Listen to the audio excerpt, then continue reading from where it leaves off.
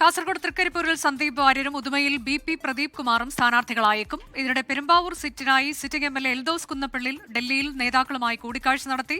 Eldhose കുന്നപ്പിള്ളിലിന് seat നൽകുന്ന കാര്യം വീണ്ടും കേന്ദ്ര തെരഞ്ഞെടുപ്പ് സമിതി പരിശോധിക്കും. വിനീത VJ വിവരങ്ങളുമായി. വിനീത, ഏറ്റവും ആദ്യം ഇതിൽ ഒരു സമവായമായി എന്നുള്ളത് ഒരുപക്ഷെ കോൺഗ്രസിനെ സംബന്ധിച്ച് ആശ്വാസകരമാകും. ഇളവ് നൽകുന്നതിലേക്കൊക്കെ ഹൈക്കമാൻഡ് പോവുകയാണ്. കെ സുധാകരനും ഒപ്പം അടൂർ പ്രകാശനും. അദ്ദേഹം വാർത്താ സമ്മേളനം നടത്തിയിട്ടുമില്ല. അപ്പോൾ ആ തരത്തിലേക്ക് ആ വാർത്ത ആദ്യം ബ്രേക്ക് ചെയ്തത് 24 ആണ്. ഇപ്പോൾ ഏറ്റവും ഒടുവിലായി വരുന്നത് ഈ കാസർഗോഡ് DCCയിൽ ഒരു പൊട്ടിത്തെറി ഉണ്ടായിരിക്കുന്നു. സന്ദീപ് വാര്യരുടെ പേരൊക്കെ നമ്മൾ പറയുമ്പോൾ പോലും അവിടെയും പൊട്ടിത്തെറി എന്നുള്ള വാർത്ത വരുന്നുണ്ട്. ഒപ്പം തന്നെ മറ്റ് വിശദാംശങ്ങൾ ഈ ഘട്ടത്തിൽ നമുക്ക് നൽകാൻ കഴിയുന്നത് എന്താണ്? മുഴുവൻ പട്ടിക ഇന്നിപ്പോൾ പുറത്തു വരില്ല എന്ന രീതിയിലാണോ? ഇപ്പോഴും ആ തർക്കങ്ങൾ പരിഹരിക്കാൻ കഴിഞ്ഞിട്ടില്ല എന്നാണോ? തീർച്ചയായും അനുജ, അങ്ങനെ തന്നെയാണ്. ചില പട്ടികകൾ സംബന്ധിച്ച ഇപ്പോഴും അന്തിമഘട്ട ചർച്ചകൾ തുടരുകയാണ്. ഇപ്പോൾ നമുക്ക് എൽദോസ് കുന്നപ്പള്ളിയെയാണ് കാണാൻ കഴിയുന്നത്. അദ്ദേഹം തുടർ ചർച്ചകൾക്കായി ഡൽഹിയിലേക്ക് എത്തിയിട്ടുണ്ട്. അദ്ദേഹം നമ്മളിപ്പോൾ നിൽക്കുന്നത് രാഹുൽ ഗാന്ധിയുടെ വസതിക്ക് മുന്നിലാണ്. അദ്ദേഹം ഇവിടെ എത്തിയിട്ടുണ്ട്. രാഹുൽ ഗാന്ധിയെ കാണാനുള്ളൊരു നീക്കമാണോ? അല്ലല്ലല്ല, ഞാനിവിടെ ലീഡേഴ്സിനെ കണ്ടുകൊണ്ടിരിക്കുന്നത് മാത്രമേ ഉള്ളൂ. അതിവിടെ വന്നതാണ്.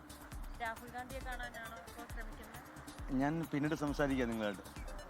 അന്തിമഘട്ട ചർച്ചകൾ ഇപ്പോൾ KC വേണുഗോപാലുമായി അങ്ങ് ചർച്ച നടത്തിയിട്ടുണ്ടായിരുന്നു. എന്താണ് ഒരു പ്രതീക്ഷ? നേതൃത്വം ഒപ്പം നിൽക്കുമെന്നുള്ളത് തന്നെയാണ്. എനിക്ക് നല്ല പ്രതീക്ഷയുണ്ട്.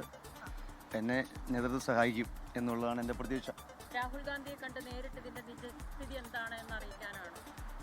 അല്ല അല്ല അല്ല അല്ല അങ്ങക്കെതിരെ ചില പരാതികൾ ഹൈക്കമാൻഡിന് എത്തിയിട്ടുണ്ടായിരുന്നു. രാഹുൽ ഗാന്ധിക്ക് അടക്കം എത്തിയതായിട്ടുള്ള ചില വാർത്തകൾ ഉണ്ടായിരുന്നു. പരാതികൾ ഞാൻ ക്ലിയർ ചെയ്തിട്ടുണ്ട്.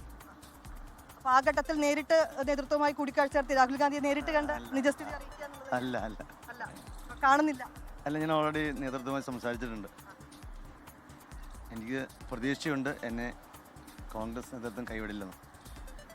അനുജ, അതാണ് അദ്ദേഹത്തിന്റെ പ്രതികരണം. നമ്മൾ രാഹുൽ ഗാന്ധിയുടെ വസതിക്ക് മുന്നിലാണ് അദ്ദേഹത്തെ ഇപ്പോൾ കണ്ടത്. അതാണ് അദ്ദേഹം രാഹുൽ ഗാന്ധിയുമായി കൂടിക്കാഴ്ച നടത്തുന്നുണ്ടോ എന്ന് ചോദിച്ചിരുന്നു. പക്ഷേ അങ്ങനെ ഒരു കൂടിക്കാഴ്ച നടത്തുന്നില്ല. മറ്റ് നേതാക്കളുമൊക്കെയായി കൂടിക്കാഴ്ച നടത്തിയിട്ടുണ്ടായിരുന്നു. നേതൃത്വം തനിക്കൊപ്പം ഉണ്ടാകുമെന്ന് തന്നെയാണ് പ്രതീക്ഷ എന്നാണ് എൽദോസ് കുന്നപ്പള്ളി പ്രതികരിച്ചിരിക്കുന്നത്. നമ്മളിപ്പോൾ രാഹുൽ ഗാന്ധിയുടെ വസതിക്ക് മുന്നിലാണുള്ളത്. നമുക്ക് ആ ദൃശ്യങ്ങളിൽ കാണാൻ കഴിയുന്ന പോലെ തന്നെ ഇവിടെ എത്തിയപ്പോഴാണ് നമുക്ക് എൽദോസ് കുന്നപ്പള്ളി ഇവിടെ ഉള്ളതായി അറിയാൻ കഴിഞ്ഞത്. അതിനിടയിലാണ് നമ്മൾ ഇങ്ങനെ ഡൽഹിയിലെത്തി പല നേതാക്കളുമൊക്കെ അദ്ദേഹം കൂടിക്കാഴ്ച നടത്തുന്നുണ്ടല്ലോ, അതുപോലെ രാഹുൽ ഗാന്ധിയുമൊക്കെ ഒരു കൂടിക്കാഴ്ച നടത്തുന്നുണ്ടോ എന്നൊരു ചോദ്യമാണ് അദ്ദേഹത്തോട് ചോദിച്ചിട്ടുണ്ടായിരുന്നത്. കാരണം നേരത്തെ തന്നെ എൽദോസ് കുന്നപ്പള്ളിക്കെതിരെ നേതൃത്വത്തിലേക്ക് വലിയ പരാതികൾ ലഭിച്ചിട്ടുണ്ടായിരുന്നു. അത് രാഹുൽ ഗാന്ധിക്ക് വഴി പരാതികൾ ലഭിച്ച AICCക്ക് അടക്കം പരാതികൾ ലഭിച്ച ഒരു പശ്ചാത്തലമുണ്ട്. ഒരു പക്ഷേ അങ്ങനെ ആ ഒരു പശ്ചാത്തലത്തിൽ നേരിട്ട് എത്തി ഈ പരാതിയുടെ ഒരു നിജസ്ഥിതി ഉൾപ്പെടെയുള്ള കാര്യങ്ങൾ നേതൃത്വത്തെ അറിയിക്കാനാണോ നീക്കമായിരുന്നു നമ്മൾ അദ്ദേഹത്തോട് ചോദിച്ചത്. പക്ഷെ അങ്ങനെ ഒരു നീക്കം ഇല്ല എന്ന് തന്നെയാണ് അദ്ദേഹം പറയുന്നത്.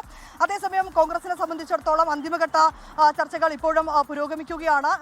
ഇപ്പോൾ AICC ആസ്ഥാനത്ത് അല്പസമയത്തിനകം വൈകിട്ട് ഇന്ന് വീണ്ടും യോഗം ചേരുന്നുണ്ട്. കേന്ദ്ര തെരഞ്ഞെടുപ്പ് സമിതിയായിരിക്കും യോഗം ചേരുക. അതിനുശേഷം രണ്ടാം ഘട്ട പട്ടിക പ്രഖ്യാപിച്ചേക്കും. രണ്ടാം ഘട്ട പട്ടികയിലും ഈ ബാക്കിയുള്ള എല്ലാ സീറ്റുകളിലേക്കും ഒരു സ്ഥാനാർത്ഥികളെ പ്രഖ്യാപിച്ചേക്കില്ല എന്ന ചില സൂചനകൾ തന്നെയാണ് നമുക്ക് ലഭ്യമായിരിക്കുന്നത്. ഒപ്പം തന്നെ അനുജ സൂചിപ്പിച്ചതുപോലെ MP-മാരുടെ കാര്യങ്ങളിലേക്ക് വരുമ്പോൾ ഏറ്റവും പ്രധാനമെന്ന് പറയുന്നത് കടുംപിടുത്തം പിടിച്ചിരിക്കുന്ന സുധാകരനും അടൂർ പ്രകാശും തന്നെയാണ്.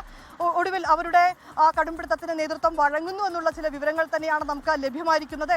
ലോകത്തെവിടെയായാലും ഏത് സമയത്തും 24 വാർത്തകളും ഓഗ്മെന്റഡ് റിയാലിറ്റി പാക്കേജുകളും എക്സ്പ്ലെയിനറുകളും വിശദമായി കാണാൻ ഞങ്ങളുടെ YouTube ചാനൽ നിങ്ങൾക്ക് സബ്സ്ക്രൈബ് ചെയ്യാം.